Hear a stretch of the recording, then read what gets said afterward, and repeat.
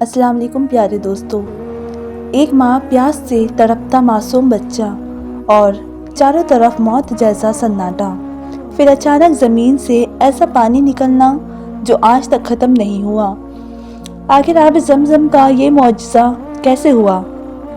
حاجرہ علیہ السلام نے صفا اور مروہ کے بیچ کیوں دوڑ لگائی اور کیوں یہ پانی آج بھی دنیا کا سب سے مبارک پانی مانا جاتا ہے؟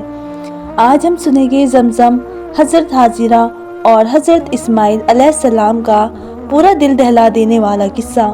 اگر آپ اسلامی واقعات اور دل کو چھو لینے والی سچی کہانیاں پسند کرتے ہیں تو ابھی چینل کو سبسکرائب کیجئے، ویڈیو کو لائک کیجئے اور بیل آئیکن ضرور دبائیے تاکہ ایسی اور ایمان بڑھانے والی ویڈیو آپ تک سب سے پہلے پہنچتی رہے۔ عرب کی تپتی ہوئی ریت، دور دور تک پھیلا ہوا سنسان صحرا، نہ کہیں پانی، نہ کوئی درخت، نہ انسانوں کی کوئی آبادی، صرف گرم ہوائیں تھی جو ریت کو اڑا رہی تھی۔ دن کی دھوپ اتنی سخت ہوتی کہ پتھر بھی تپنے لگتے، رات آتی تو ویرانی اور خاموشی دل کو ڈرانے لگتی۔ آج جس جگہ لاکھوں لوگ جاتے ہیں، جہاں ہر وقت لبیک اللہم لبیک کی صدائیں گونجتی ہے، اس جگہ کبھی ایسا سناٹا تھا کہ انسان کا دل کانپ جائے۔ یہی وہ مقام تھا جہاں اللہ تعالیٰ اپنی ایک بڑی نشانی ظاہر کرنے والا تھا۔ یہی وہ جگہ تھی جہاں ایک ماں کی صبر بھری دوڑ کو قیامت تک کے لیے عبادت بنا دیا گیا، اور یہی وہ جگہ تھی جہاں زمین سے ایسا مبارک پانی نکلا جسے دنیا آب زمزم کے نام سے جانتی ہے۔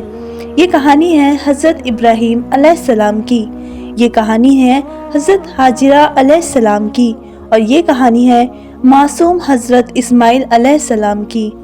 حضرت ابراہیم علیہ السلام اللہ کے بہت بڑے نبی تھے۔ انہوں نے اپنی پوری زندگی اللہ کی راہ میں گزار دی۔ انہوں نے بتوں کے سامنے جھکنے سے انکار کیا، اپنی قوم کی مخالفت جھیلی، آگ میں ڈالے گئے، مگر پھر بھی اللہ پر ان کا یقین کبھی کم نہیں ہوا۔ وقت گزرتا گیا مگر حضرت ابراہیم کو اولاد نہیں ہوئی۔ عمر بڑھتی جا رہی تھی، بال سفید ہونے لگے تھے، مگر دل میں ایک تمنا اب بھی باقی تھی، نیک اولاد کی تمنا۔ پھر اللہ تعالیٰ نے اپنی رحمت سے انہیں ایک بیٹا عطا فرمایا۔ یہ بیٹا حضرت حاجرہ علیہ السلام کے یہاں پیدا ہوا۔ بچے کا نام رکھا گیا اسماعیل۔ جب اسماعیل پیدا ہوئے تو حضرت ابراہیم کی خوشی کا ٹھکانہ نہ رہا۔ وہ اپنے بیٹے کو سینے سے لگاتے اور اللہ کا شکر ادا کرتے۔ حاجرہ کی آنکھوں میں خوشی کے آنسو تھے، مگر اللہ اپنے نیک بندوں کا امتحان ضرور لیتا ہے۔ ایک دن اللہ تعالیٰ کی طرف سے حکم آیا کہ ابراہیم علیہ السلام اپنی بیوی حاجرہ اور چھوٹے سے بیٹے اسماعیل کو لے کر ایک ویران وادی میں چھوڑ آئے۔ یہ حکم انسانی عقل سے بہت مشکل تھا، جہاں نہ پانی ہو، نہ کھانا اور نہ انسان۔ ایک ماں اور دودھ پیتے بچے کو چھوڑ دینا آسان نہیں تھا، مگر ابراہیم علیہ السلام جانتے تھے کہ یہ حکم اللہ کی طرف سے ہے اور اللہ کا ہر فیصلہ حکمت سے بھرا ہوتا ہے۔ ایک صبح ابراہیم علیہ السلام نے سفر کی تیاری کی۔ انہوں نے ایک مشکیزے میں تھوڑا پانی رکھا، کچھ کھجوریں لی اور حاجرہ و اسماعیل کے ساتھ لے کر روانہ ہو گئے۔ لمبا سفر شروع ہوا۔ ریگستان کی گرم ہوائیں چل رہی تھی، سورج آگ برسا رہا تھا، اونٹنی دھیرے دھیرے آگے بڑھ رہی تھی۔ حاجرہ سوچ رہی تھی کہ شاید کسی آباد جگہ جا رہے ہیں، مگر سفر ختم ہی نہیں ہو رہا تھا۔ آخرکار وہ ایک سنسان وادی میں پہنچے۔ چاروں طرف صرف پہاڑ تھے اور ریت، نہ کوئی انسان، نہ کوئی پانی، نہ کوئی ہریالی۔ آج یہی جگہ مکہ مکرمہ ہے۔ ابراہیم علیہ السلام نے حاجرہ اور اسماعیل کو وہیں اتارا، تھوڑا سا پانی اور کھجوریں رکھی، پھر واپس مڑنے لگے۔ حاجرہ حیران رہ گئی۔ انہوں نے پکارا، اے ابراہیم، آپ ہمیں یہاں کس کے سہارے چھوڑ کر جا رہے ہیں؟ مگر ابراہیم علیہ السلام خاموش رہے۔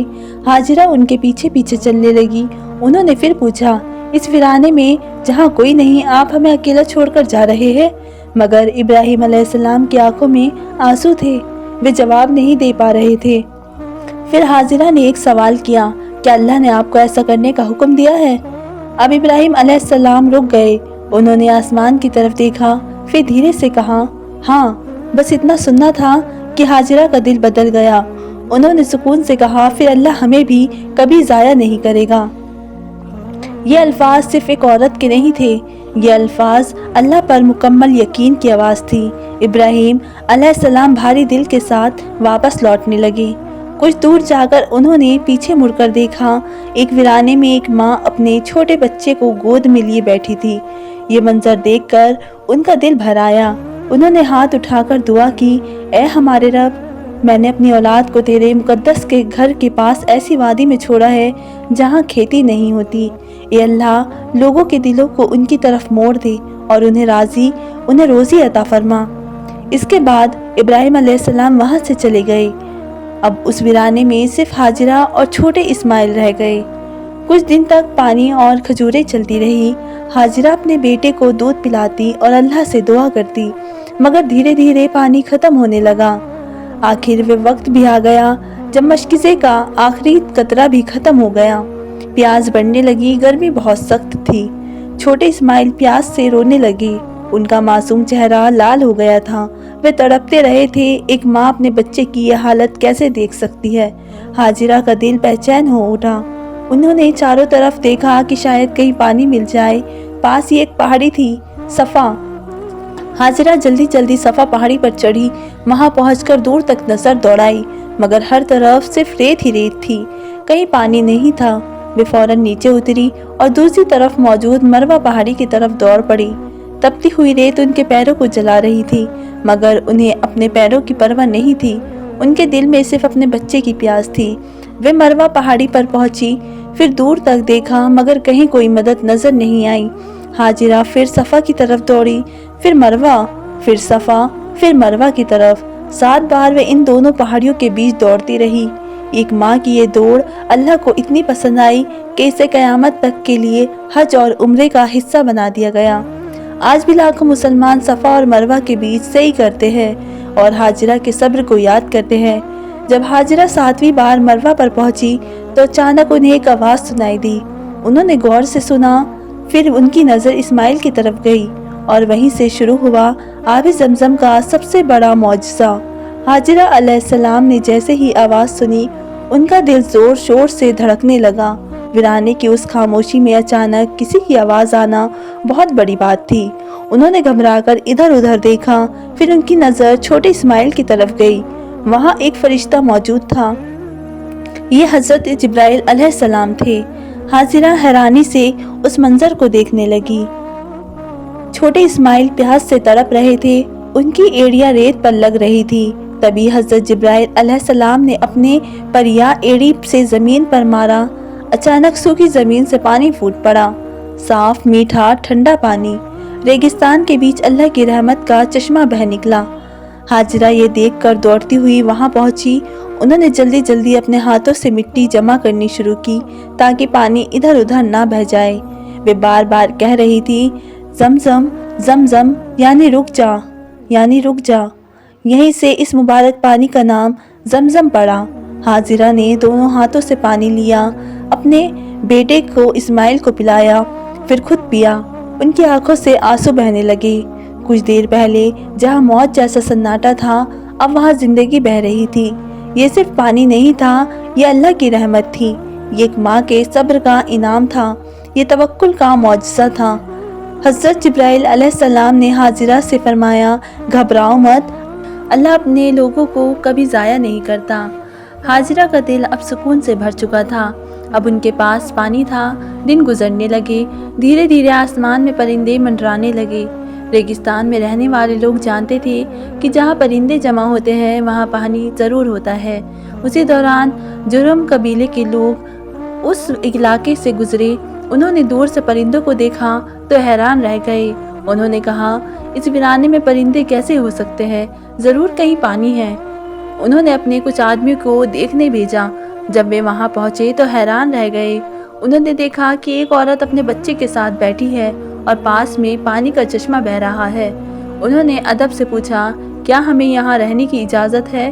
ہاجرہ علیہ السلام نے فرمایا، ہاں، مگر اس پانی پر تمہارا حق نہیں ہوگا۔ انہوں نے خوشی خوشی یہ بات مان لی۔ دھیرے دھیرے لوگ وہاں بسنے لگے، تمبو لگ گئے، اونٹ آنے لگے، چھوٹی چھوٹی بستیاں بننے لگی اور وہی ویران وادی دھیرے دھیرے آباد ہونے لگی۔ یہ وہی جگہ تھی جو آگے چل کر دنیا کا سب سے مقدس شہر بننے والی تھی۔ مکہ مکرمہ۔ چھوٹے اسماعیل بھی اب بڑے ہونے لگے۔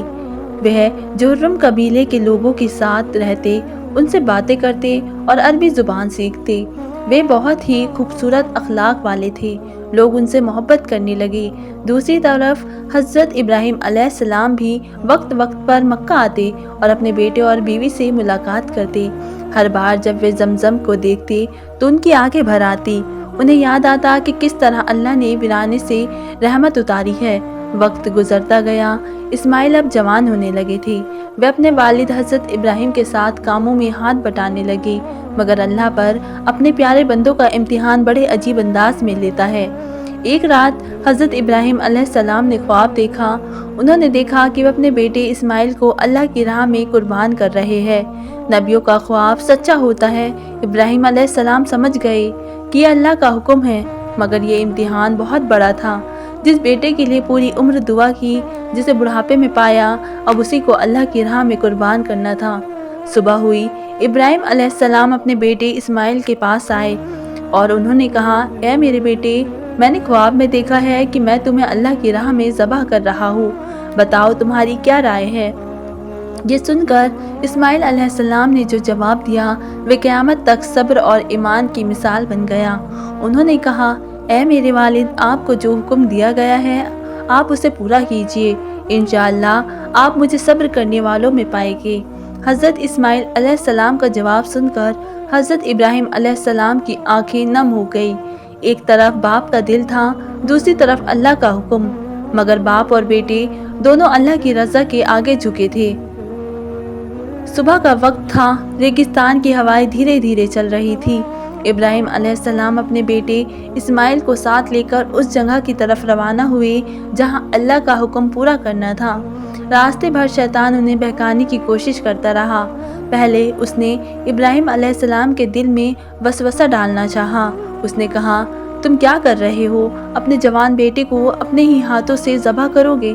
مگر ابراہیم علیہ السلام نے شیطان کی بات نہیں سنی۔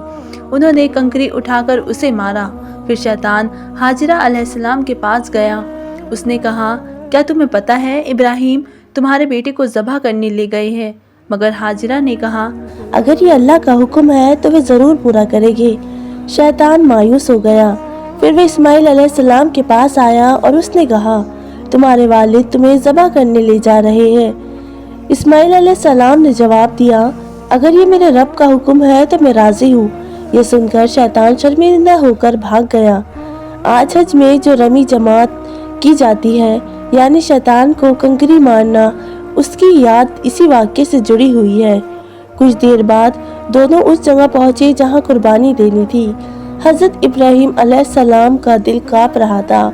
انہوں نے اپنے بیٹے سے کہا، اے میرے بیٹے، میں نہیں چاہتا کہ آخری وقت میں میرا دل کمزور پڑے، اس لیے تم اپنی آنکھوں پر پٹی باندھ لو اور میری آنکھوں پر بھی کپڑا باندھ دو۔ اسماعیل علیہ السلام مسکرائے۔ انہوں نے کہا، ابا جان، اگر یہی اللہ کی مرضی ہے تو دیر مت کیجیے۔ یہ سن کر ابراہیم علیہ السلام کی آنکھوں سے آنسو بہہ نکلے۔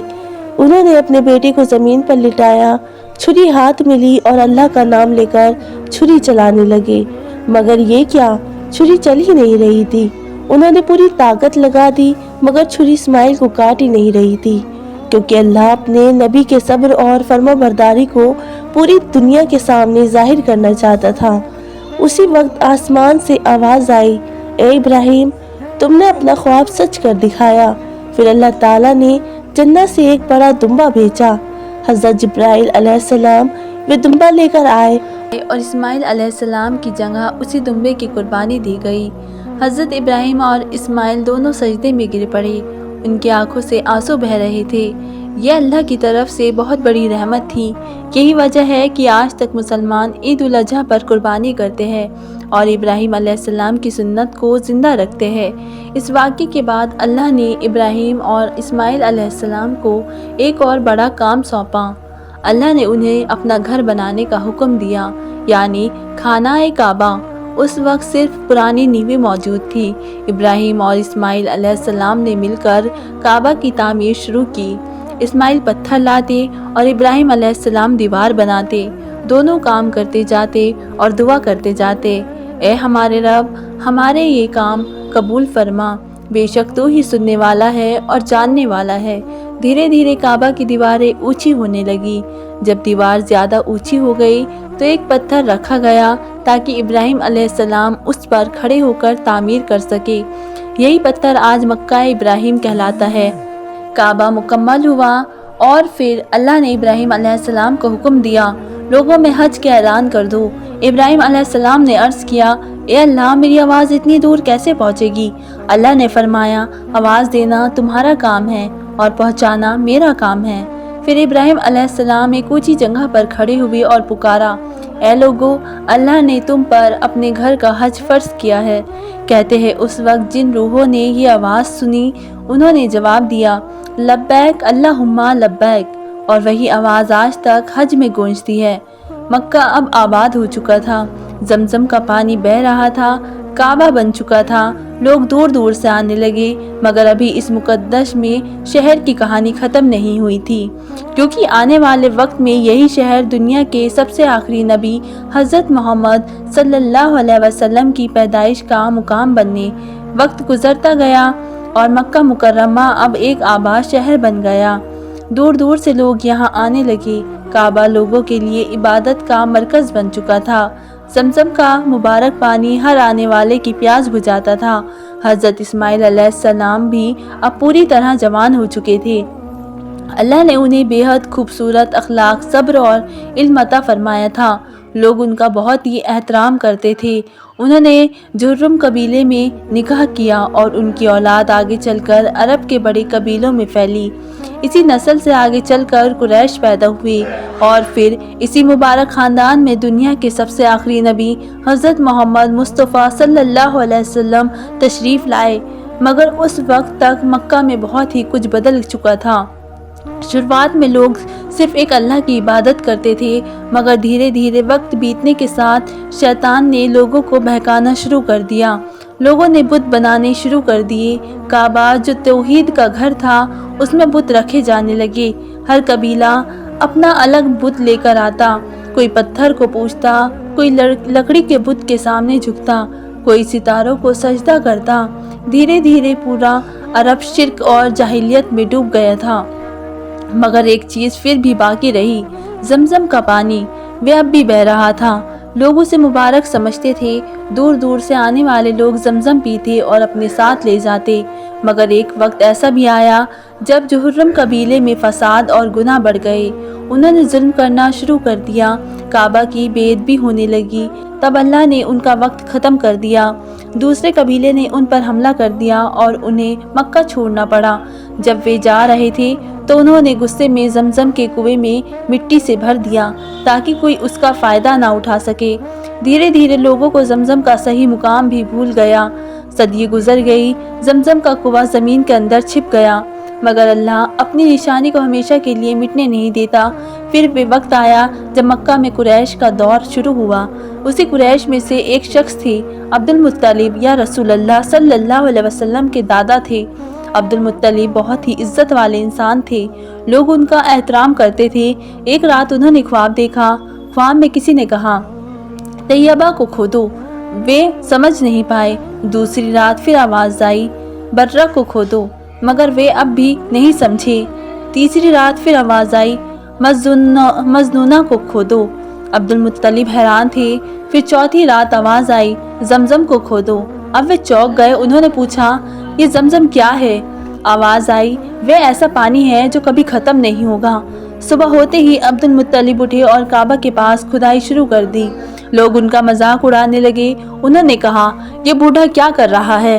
مگر عبد المطلب کو یقین تھا کہ اللہ کی طرف سے نشانی ہے۔ وہ لگاتار کھودتے رہے۔ پھر اچانک ایک جگہ سے نمی دکھائی دی۔ انہوں نے اور کھودا اور پھر زمزم کا مبارک کنواں دوبارہ ظاہر ہو گیا۔ لوگ حیران رہ گئے۔ پورا مکہ جمع ہو گیا۔ سب کی آنکھوں میں حیرت تھی۔ صدیوں بعد پھر وہی مبارک پانی لوگوں کے سامنے تھا۔ عبد المطلب خوشی سے رو پڑے۔ انہوں نے اللہ کا شکر ادا کیا۔ اس کے بعد زمزم پھر سے لوگوں کے لیے کھل گیا۔ لوگ دور دور سے آنے لگے، کوئی بیماری کے لیے پیتا، کوئی برکت کے لیے، کوئی شفا کے لیے، کیونکہ یہ صرف پانی نہیں تھا، یہ اللہ کی رحمت تھی۔ پھر کچھ سال بعد اسی خاندان میں ایک بچہ پیدا ہوا جس کے آنے سے پوری دنیا بدلنے والی تھی۔ उस बच्चे का नाम था मोहम्मद सल्लल्लाहु अलैहि वसल्लम। मक्का की सरजमीन अब एक नए दौर में दाखिल होने वाली थी। चारों तरफ जाहिलियत फैली हुई थी। लोग बुतों की पूजा करते थे, गरीबों पर जुल्म होता था, लड़कियों को जिंदा दफन कर दिया जाता था, ताकतवर कमज़ोरों को कुचल देते थे। मगर इसी अंधेरे दौर में अल्लाह दुनिया को सबसे बड़ी रोशनी देने वाला था। वही रोशनी जिसका इंतज़ार आसमानों को भी था, वही रोशनी जिसके आने की खुशखबरी पूरे नबियों में दी गई थी, और वही रोशनी जो क़यामत तक इंसानों को सीधा रास्ता दिखाने वाली थी। ये रोशनी थे हज़रत मोहम्मद सल्लल्लाहु अलैहि वसल्लम। रसूल अल्लाह सल्लल्लाहु अलैहि वसल्लम के वालिद का नाम अब्दुल्ला था और वालिदा का नाम आमिना था। जब आप सल्लल्लाहु अलैहि वसल्लम अभी अपनी वालिदा के पेट में थे, तभी आपके वालिद अब्दुल्ला का इंतकाल हो गया। आमिना अकेली रह गई, मगर अल्लाह अपने हबीब की हिफाजत खुद फरमाता है। फिर भी वे मुबारक रात आई। रबीउल अव्वल का महीना था। मक्का की फ़िज़ाएं बिल्कुल अलग थी, और उसी रात हज़रत मोहम्मद सल्लल्लाहु अलैहि वसल्लम पैदा हुए।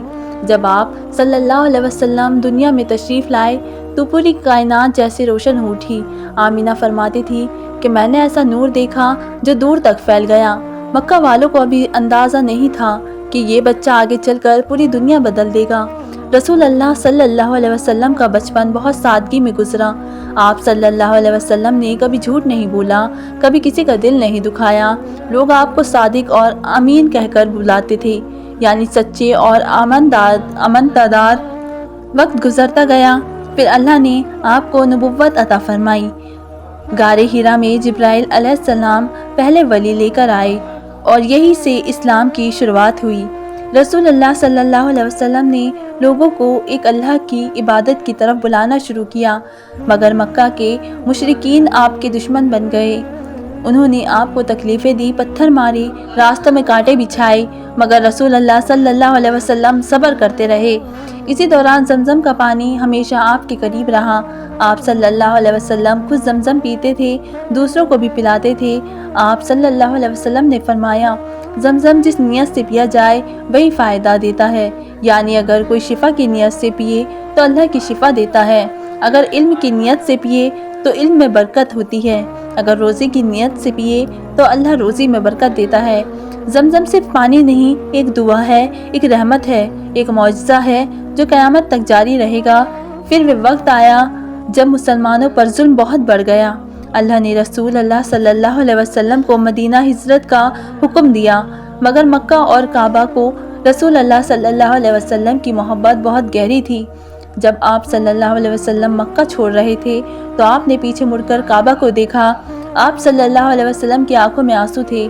आप सल्लल्लाहु अलैहि वसल्लम ने फरमाया, ए मक्का, तू मुझे सबसे ज़्यादा प्यारा है। अगर मेरी कौम मुझे यहाँ से ना निकालती तो मैं कभी ना जाता। मदीना में इस्लाम फैलने लगा, मुसलमान मजबूत होते गए। फिर एक दिन अल्लाह ने वे वक्त भी दिखाया जब रसूल सल्लल्लाहु अलैहि वसल्लम फतह के साथ मक्का में दाखिल हुए। पूरा मक्का झुका हुआ था। लोग डर रहे थे कि शायद आज उनसे बदला लिया जाएगा, मगर रसूल अल्लाह सल्लल्लाहु अलैहि वसल्लम ने फरमाया, आज तुम पर कोई पकड़ नहीं है। फिर आप सल्लल्लाहु अलैहि वसल्लम काबा के अंदर दाखिल हुए। वहाँ 360 बुत रखे हुए थे। रसूल अल्लाह सल्लल्लाहु अलैहि वसल्लम ने उन्हें अपने हाथ से गिराते जाते हो और पढ़ते जाते, हक आ गया और बातिल मिट गया। काबा फिर से पाक कर दिया गया। तौहीद की सदाएं फिर से बुलंद हो गई, और जमजम का पानी अब फिर से उसी घर के पास बह रहा था जो सिर्फ एक अल्लाह की इबादत के लिए बनाया गया था। हज दोबारा उसी तरीके से शुरू हुआ जैसा इब्राहिम अलैहिस्सलाम के दौर में था। लाखों लोग आने लगे, सफ़ा और मरवा के बीच सही होने लगी, लोग जमजम पीने लगे, और हाजिरा अलैहिस्सलाम की वे दौड़ क़यामत तक के लिए अमर हो गई। आज भी जब कोई मुसलमान जमजम पीता है तो उसे उस माँ का सब्र याद आता है जिसने वीराने में भी अल्लाह से उम्मीद नहीं छोड़ी। आज भी जब कोई सफ़ा और मरवा के बीच चलता है तो उसे हाजिरा की बेचैनी याद आती है, और जब कोई काबा को देखता है तो उसे इब्राहिम और इस्माइल की कुर्बानी याद आती है। ये सिर्फ एक कहानी नहीं, ये ईमान है, सब्र है, तवक्कुल है, और अल्लाह की रहमत का सबसे बड़ा निशान है। अल्लाह हाफिज़ प्यारे दोस्तों। اگر آپ کو ہماری یہ کہانی پسند آئی ہوگی، یہ قصہ پسند آیا ہوگا تو ہماری ویڈیو کو لائک ضرور کریں اور اسے لوگوں تک پہنچائیں تاکہ لوگ علم سیکھ سکیں۔ ملتے ہیں ایک ایسے ہی واقعے کے ساتھ، تب تک کے لیے اللہ حافظ، اپنا دھیان رکھیں۔